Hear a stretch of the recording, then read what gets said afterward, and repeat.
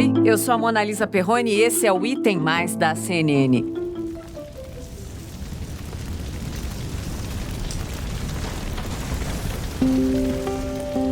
Setembro de 2020 foi o mês com o maior número de queimadas na história do Pantanal. Não tem como amenizar esse fato. Não tem como disfarçar. Esses dados são do Instituto Nacional de Pesquisas Espaciais, o INPE. O Parque Estadual Encontro das Águas, conhecido, por abrigar a maior concentração de onças pintadas do mundo, já teve 93% de sua área completamente destruída pelo fogo, segundo informações do Instituto Centro de Vida, o ICV, e essa é a realidade.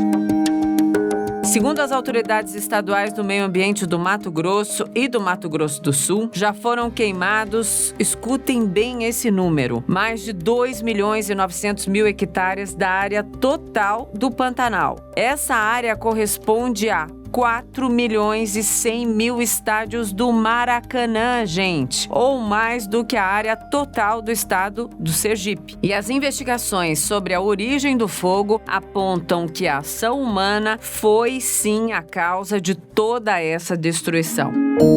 No Item Mais de hoje, eu converso com duas colegas aqui da CNN que têm se desdobrado de maneiras diferentes para acompanhar, então, a situação do Pantanal nos últimos dias. A Carla Chaves, que vocês estão acompanhando na TV, repórter que teve no Pantanal e viu de pertinho a situação por lá. Carla, demorou, mas conseguimos te botar aqui para conversar comigo. Tudo bem? Bem-vinda. Obrigada, Mona Lisa. Uma honra estar aqui, principalmente falando desse assunto que o mundo inteiro está olhando, está todo mundo interessado e que causa muita preocupação, né? Sim, a honra é toda minha de tê-la aqui. Mas quero falar oi, então, para a segunda convidada também, a Giovana Bronze, que trabalha no nosso núcleo de apuração e está monitorando, então, gente, as queimadas não só no Pantanal, mas em todos os biomas brasileiros. Oi, Giovana, bem-vinda! Oi, Mona, muito obrigada por me receber. É um prazer inenarrável estar aqui com vocês para poder falar sobre as queimadas, que é um assunto tão importante, o meio ambiente no Brasil. Vamos nessa, Giovana. Começando com você, há quanto tempo você está de olho nessas queimadas para todo mundo entender o tamanho do problema? Então, eu já tô de olho, tem mais ou menos uns 2 meses aí que eu acompanho as queimadas na plataforma de monitoramento do INPE.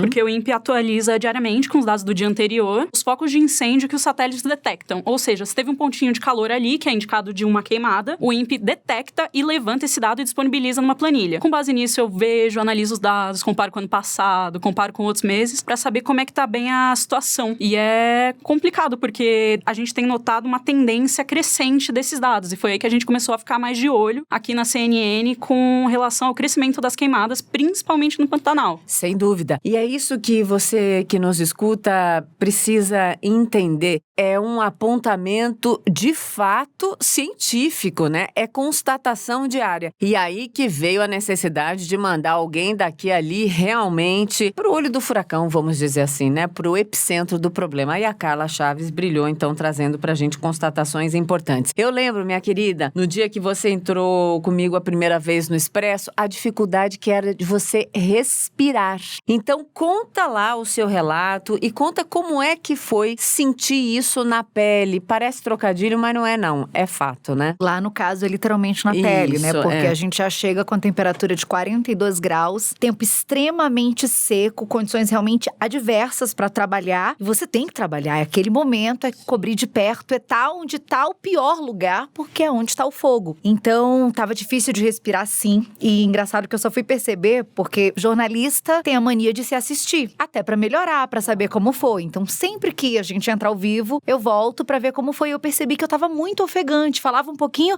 puxava o ar, falava um pouquinho, e aí, é claro, era fumaça, né? A fumaça, você sente o cheiro 24 horas por dia. Mesmo quando você entra no quarto, você continua sentindo esse cheiro porque o ar-condicionado puxou, né? Então é difícil de dormir. Eu fiquei lá do dia 16 ao dia 21, uma segunda-feira. E todos os dias eu dormi no máximo 4 horas por noite. Porque faltava ar? Você acordava? Porque eu acordava com a garganta muito seca, acordava com muita dor de cabeça. Porque é isso, você tá respirando fumaça o dia inteiro. Então, foi realmente na pele. Sim, na pele, trazendo o relato de quem foi viver isso. Claro que o principal lá é a destruição. Claro que o principal foi a constatação, os bichos morrendo, o bioma inteiro, né, ali sofrendo demais. E a gente mostrou isso muito em imagens e relatos também. Até pra gente botar aqui mais fresco na cabeça, pra gente ter o fio da meada, que é o seguinte, o primeiro episódio que a gente fez aqui no Item Mais, focando então especificamente no Pantanal, foi no dia 9 de setembro. Nessa data, 12% da área total do bioma já tinha sido destruída pelo fogo. Você não sabe quanto é impactante, você não sabe para onde você vai. E o ar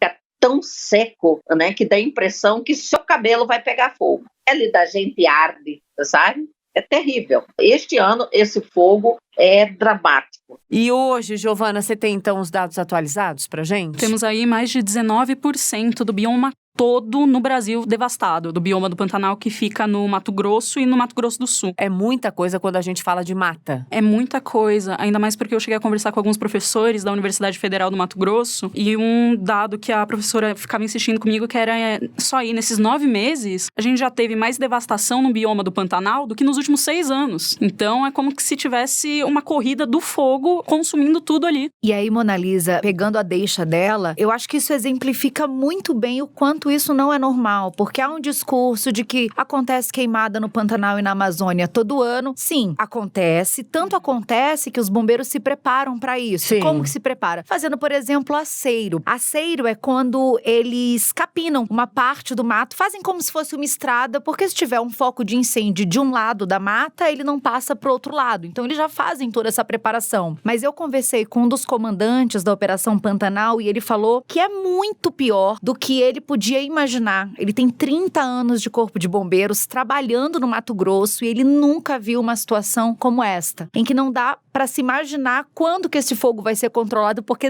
o homem não tem condições de controlar de tantos focos, de lugares de difícil acesso e de temperaturas muito altas. Enfim, a gente já estaria este ano, isso é importante frisar, vivendo uma situação complicada no Mato Grosso do Sul, porque é a pior estiagem que se tem notícia. Nos anos 60 teve uma estiagem muito forte, mas este ano foi realmente grave. Rio Paraguai está 50% abaixo do nível normal, que já seria baixo este ano. Eu passei por algumas pontes e teve rio que sumiu. Eu tava com um guia local e ele ficava horrorizado de ver, meu Deus, cadê o rio que tava aqui? Nadava anta aqui, tinha jacaré aqui e sumiu. Então já estaria sendo um momento difícil para os animais, que estariam com dificuldade de encontrar lugar para tomar água. E aí veio um incêndio, e aí esses animais, além de não ter onde tomar água, passaram a não ter mais o que comer.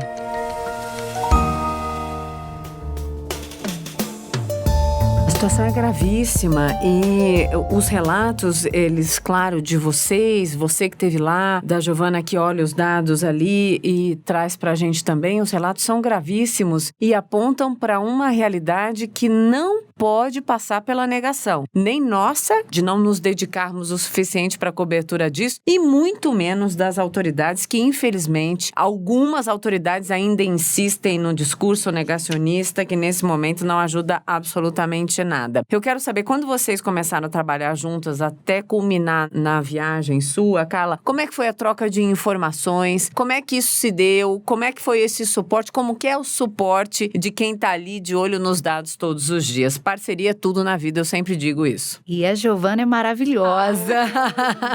Não, eu preciso dizer, e isso é muito bacana porque é bastidor mesmo. Sim. É o famoso, isso ninguém enxerga. Adoro, conta. Quem tá viajando não tem folga, né? Sim. Mas quem tá aqui tem. Mas ela não tinha também. Ela entrou de cabeça. Então, domingo de madrugada, se eu precisava de alguma informação, ela tava lá pra me dar essa informação. Sábado à noite, segunda-feira cedinho. Eu só entro à tarde, mas olha, eu já vi que tem esse dado atualizado, tô te passando caso você precise. E o mais bacana é que a Giovana sempre tem a preocupação de exemplificar. Porque é difícil quem tá em casa entender quando você fala só um número, né?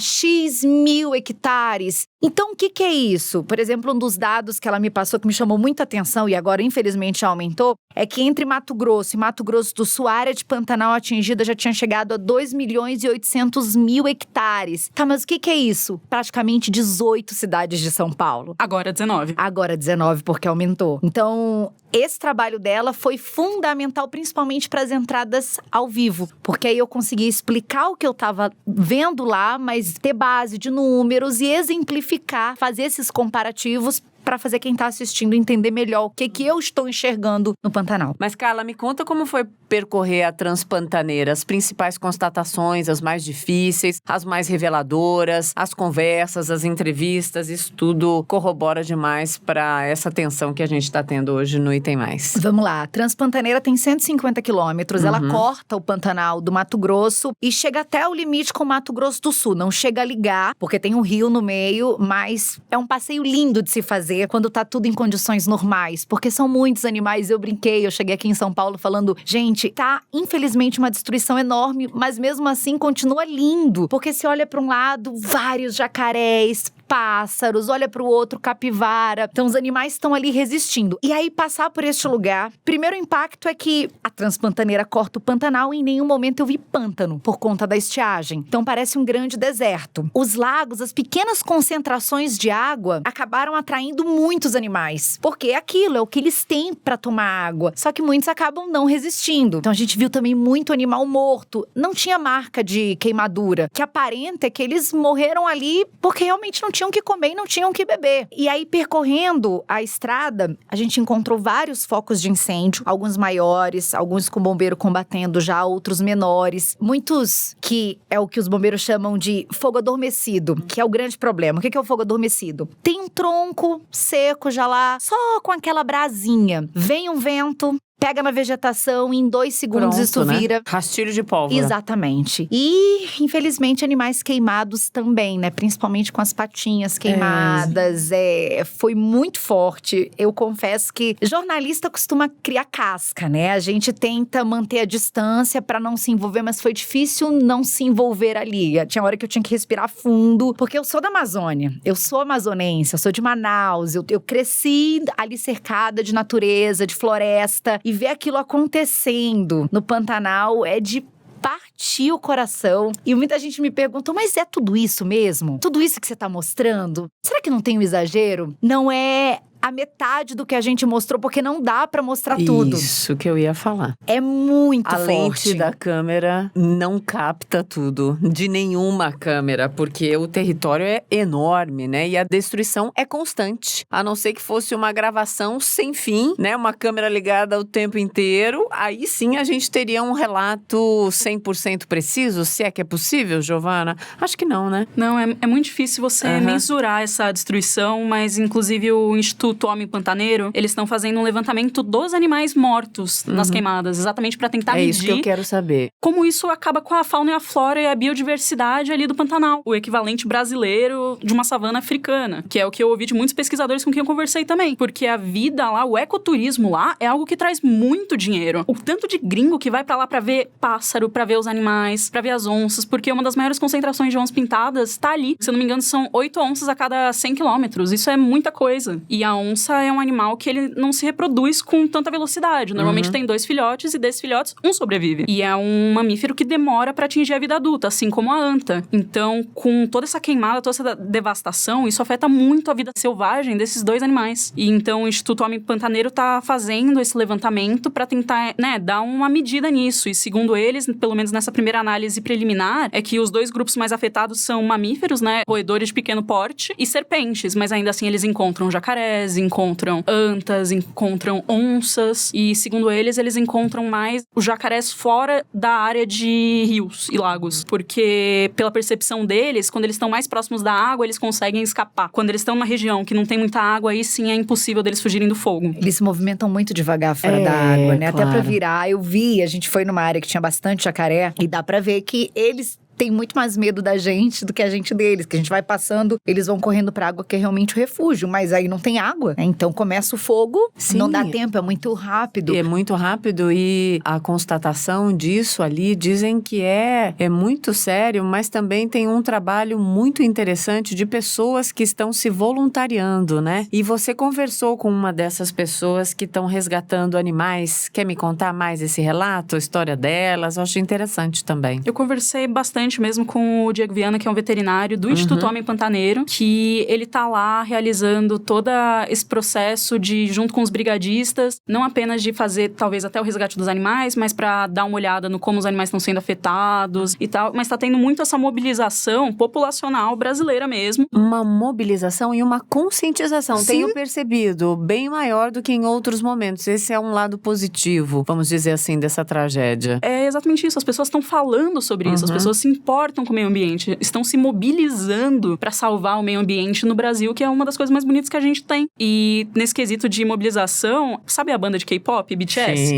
que é a mais vendida? Os fãs da banda BTS, eles se reuniram para ajudar o Pantanal. Boa. Eles arrecadaram mais de 40 mil reais. Você sabe que no meio do caminho eu encontrei um casal que já tinha marcado de ir pro Pantanal de lua de mel. E eles foram e viram aquela situação. E ele, se eu não me engano, é veterinário. Ela, eu não lembro a profissão, mas também tá voltada pro meio ambiente. Os dois falaram, tá, vamos ficar. E ficaram, já estão lá 2 meses. E ela encontrou mais 2 meninas da Bahia que também viram essa situação e falaram, eu vou lá ajudar como eu puder. E elas me mostraram até vídeo que elas estão andando, por exemplo, na Transpantaneira. Vê um foco pequeno de incêndio, pequenininho, que aí dá pra jogar uma água, jogar terra em cima. Elas descem e vão lá, guerreiras mesmo, sabe? É incrível É um trabalho de ver. formiguinha. Sabe a história do passarinho? Sim. Se cada um pegar um pouquinho de água com o bico e jogar na floresta, o fogo apaga. Se cada um fizer a sua parte, a gente pelo menos tenta melhorar essa situação. Carla, você chegou a acompanhar o resgate de animais por lá, né? O trabalho dos brigadistas, que tem sido os heróis também, de verdade. Um trabalho dificílimo, né? Falar especificamente sobre a dificuldade dos brigadistas, porque tem uma hora que tem o tal esgotamento e mesmo assim eles se propõem a continuar, né? 24 horas de trabalho mesmo. Então, de dia, acontece alguma coisa. Um dia, inclusive, nós acompanhamos. Nós estávamos o dia inteiro trabalhando e aí apareceu um foco muito grande que estava correndo o risco de passar pelo aceiro e ir para um lado já chegando mais perto da zona urbana e de uma mata que ainda estava preservada. Então, depois de um dia inteiro de trabalho, eles tinham começado às 6 da manhã. Não, a gente precisa combater hoje, senão não vai dar mais tempo. Então, corre todo mundo, posiciona e vamos lá pro meio de uma estrada de difícil acesso também. Essa também é uma grande dificuldade. Às vezes é difícil chegar no lugar, então já tem o desgaste do bombeiro pra chegar ao local onde ele precisa combater o fogo. E aí, quando chega, é um trabalho que vai a noite inteira. Eu fui com a comandante nesse dia e no dia seguinte, ali por volta de umas 9 horas da manhã, eu a encontrei, olho inchado, de cansaço. Eu voltei um pouquinho antes. Ela ficou lá observando pra ver se tinha dado tudo certo. Ela voltou 7 horas da manhã, tomou banho, se preparou porque tava chegando uma nova equipe, ela tinha que recebê-los e começar mais um dia de trabalho. Aliás, a Tenente Coronel Jussieri, primeira mulher a comandar uma operação Pantanal, quando ela chegou, porque eles trocam de comando a cada 10 dias, porque é muito esgotante. Então, eu perguntei, e aí? Eu trabalhei a minha vida inteira para este momento. Então, era forte de acompanhar. E eu também perguntei se não tinha cansaço. Não cansa, porque por mais que você ame seu trabalho, cansa. A gente tá tão focado nesse combate que não cansa. Talvez quando eu voltar pra casa daqui 10 dias eu pare e o esgotamento venha. Mas, por enquanto, não. Enquanto tiver fogo pra combater, não cansa. É o amor, né? O amor e a necessidade urgente ali que, sim, traz uma força que é inexplicável, né? Giovana, você também está em contato constante com as autoridades envolvidas nisso, né? Quero que você conte como é que é, então, esse trabalho. Claro, eu preciso ter esperança. Ouvi de autoridade de que não é invenção, não é coisa da mídia conspiratória, não é hipocrisia. Me fala, por favor. Preciso entender. Então, quase todo dia eu entro em contato com a Secretaria de Meio Ambiente do Estado do Mato Grosso, que é o que eu mantenho mais contato mesmo, e eles fazem um levantamento junto com os bombeiros, que eles me dão esse dado em hectare, que eu junto esse com um do Mato Grosso do Sul, somos 2, e aí calculo esse número gigantesco de hectares que você falou, e assim a gente causa as comparações com cidades, estados, enfim, equivalente a um estado de Sergipe, né, ou um estado do Alagoas, já é muita coisa. Então, além disso, eu tenho muito contato com o pessoal do INPE, que eles atualizam os dados, mas às vezes a gente fica com dúvida, porque os dados são atualizados diariamente. Tem dia que tá ali o númerozinho 0. Opa, mas o que isso quer dizer? Isso quer dizer que não teve nenhum incêndio no Pantanal de ontem pra hoje? Peraí. Então, eu entrei em contato com eles explicaram, olha, pode ser a chuva de fato que atenuou, pode ser a nuvem que tava muito grossa e o satélite não conseguiu captar, ou Ou pode ser que, como o satélite está em movimento, ele não conseguiu registrar um ponto de foco ali. Então, às vezes, até para entender esses dados, de saber que o 0 não é um 0 e saber que o 100, às vezes pode ser um 150, ajuda muito a você conseguir mensurar isso com essa questão oficial do INPE, que é um instituto que faz uns levantamentos incríveis. Ele, de fato, tem... expertise mesmo. Expertise. Bom, vamos falar então, meninas, sobre as investigações aí a respeito da origem desse fogo. Esse satélite do INPE, que a Giovana estava falando, tem sido muito importante junto com o da NASA, porque o do INPE capta esse foco de calor, ou seja, toda a área com mais de 45 graus pode ser um foco de incêndio, e o da NASA consegue captar a área que já queimou. Então, a partir daí, eles voltaram, tudo isso fica registrado. Eles voltaram e conseguiram ver que o primeiro foco foi no dia 11 de julho, numa fazenda registrada no Cadastro Ambiental Rural. E a partir daí, esse fogo foi se espalhando. O Instituto Centro de Vida fez esse levantamento justamente para tentar ir contra um argumento de que o problema das queimadas são as reservas ambientais. Existe uma teoria de algumas pessoas que moram no Mato Grosso e até de alguns políticos de que o grande problema é que houve uma queda na pecuária e um aumento das reservas ambientais, porque o boi, que eles chamam de boi bombeiro, se está sendo criado solto, ele vai, come o mato, não deixa tanto material vegetal que pode ser queimado. Então, se tem menos, tem o fogo não tem mais o que queimar, o fogo é facilmente controlado. Mas aí a gente foi atrás do último censo agropecuário do IBGE, que foi em 2017, e ele mostrou que em Poconé e em Cáceres, que foram 2 dos pontos das regiões mais atingidas pelos incêndios no Mato Grosso, nunca se teve tanta cabeça de gado em todo o período, desde que eles começaram a fazer esse registro, lá em 1974. Então, esse argumento de que houve uma queda na pecuária não vale. E aí, eles foram ver onde começou esse incêndio, porque já que as reservas ambientais, segundo estas pessoas que têm esta teoria, são o grande barril de pólvora, então o fogo tem que ter começado nessas reservas ambientais, né? Mas não. Os primeiros focos foram 9 primeiros focos. 1 em terra indígena, 3 em áreas não cadastradas, no caso, nesse cadastro ambiental rural, que pode ou não ser fazenda. Eles não têm estes dados porque o fazendeiro cadastra se quiser. A fazenda pode estar no nome dele. E 5 em fazendas registradas no cadastro ambiental rural. E o satélite mostra bem um pequeno foco, e aí começa a se espalhar, e aí toma proporções enormes. E falando especificamente de 2 áreas de reserva, a do Sesc Pantanal, que é a maior área privada de reserva do Brasil, e é o maior centro de pesquisa do Pantanal. Onde você fez a reportagem, Onde eu fiz a reportagem, que teve 95% de toda a região atingida. Todo o fogo que atingiu lá veio de fora. A mesma coisa no Parque Encontro das Águas, que é onde tem a maior concentração de onça-pintada do planeta. Mesma coisa. Agora já está com 93% da área destruída. Todas as frentes de incêndio vieram de fora. Então não dá para usar esse argumento de que o lugar é um barril de pólvora. Até porque não é assim, não é só tá quente, ter muito mato para o negócio entrar em combustão e começar a pegar fogo. Digamos que há um raio, mas não chovia há mais de 120 dias. Então como podia ser um raio, entendeu? Então essa teoria já cai por terra. E aí, esses incêndios que começaram em fazenda, foram acidentes? Foram criminosos? A gente sabe que existe um período em que não pode ter queima, que é de 1º de julho até 30 de setembro, no caso este ano. O incêndio começou no dia 11 de julho, então não poderia queimar. E aí vem as investigações, eu acho que a Giovana pode falar melhor. A Polícia Federal, inclusive, instaurou investigações e a gente não tem muitos detalhes porque ainda corre em sigilo de justiça. Mas daí, por exemplo, nisso que a Carla falou, uma investigação da Polícia Civil do Mato Grosso aponta que o fogo ali na região do Moitão e Fazenda São José, conforme o levantamento do Corpo de Bombeiros, começou por causa da retirada de mel de abelha. Ou seja, eles colocaram fogo nas raízes para gerar fumaça, para tirar as abelhas e assim colher o mel. Então, isso perdeu o controle, acabou se alastrando e queimando parte da área lá. Então, o objetivo dessas investigações é exatamente isso, identificar se foi de fato, talvez, quem sabe, um acidente de carro, que o carro gerou uma combustão e queimou a área ali, ou se são práticas de pecuária que acabam resultando na queima do terreno. Isso é bem forte a gente olhar, né? Porque não pode ter uma causa só, né? Para tanta área destruída. Provavelmente é um conjunto de fatores, né? É um conjunto de fatores, mas a resposta precisa ser dada não só para a população brasileira, para o mundo. E isso tem a ver com dinheiro. Não estou falando só dinheiro da perda, mas em negócios internacionais, parcerias. O mundo olha para essa questão ambiental de outra maneira. Ou a gente tem uma transparência, uma clareza sobre os porquês, ou o Brasil vai ter cada cada vez mais problemas, inclusive com o agronegócio, se a explicação não for dada, né? E o interessante é que este ano nós vimos algo completamente inédito. Pelas pessoas que moram lá e que trabalham com o Pantanal, pelo que elas me disseram, foi a primeira vez que os fazendeiros, que os pecuaristas sentaram com os ambientalistas para discutir o que nós vamos fazer. Porque tá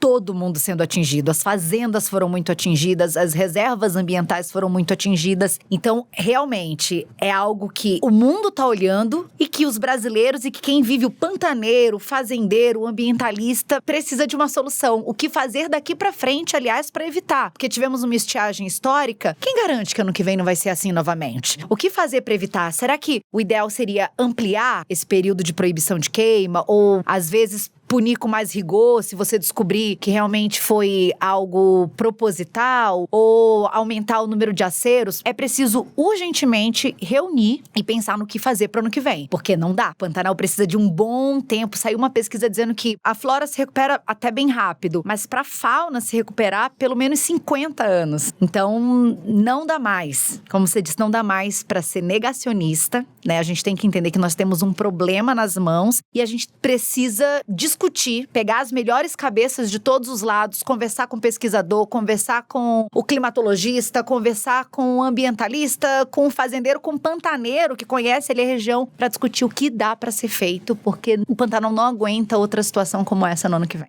Isso, e pensar em prevenção, né? Não é só pensar, nossa, o que a gente vai fazer para reverter essa destruição que já foi feita? Não, vamos pensar também em como reverter ao máximo isso, mas também pro ano que vem a gente não estourar os dados do INPE, que nem a primeira vez em 22 anos, desde 1998, quando eles começaram a monitorar queimada, que atinge esse número absurdo. Então, a gente tem que pensar também como prevenir, como impedir que as queimadas se alastrem pelo Pantanal, pela Amazônia, pelos outros biomas, pela incrível vida, biodiversidade do Brasil, porque tem algumas coisas que é capaz da gente perder e nunca mais recuperar. E a gente vai trabalhar mesmo só com essa possibilidade, em vez de prevenir isso. Meninas, obrigada por nos ajudar a colocar mais foco nessa questão. Foco e perspicácia, sim, percepção. Obrigada. Tem muita instituição séria trabalhando ali no Pantanal e em outras regiões também. Então, a gente está colocando uma lista dessas instituições para você acompanhar essa questão de perto, além, claro, de continuar acompanhando o podcast aqui sempre. Um bom fim de semana para todos. Na segunda-feira, a gente se ouve de novo. Sim, a gente se ouve todos os dias. Que bom!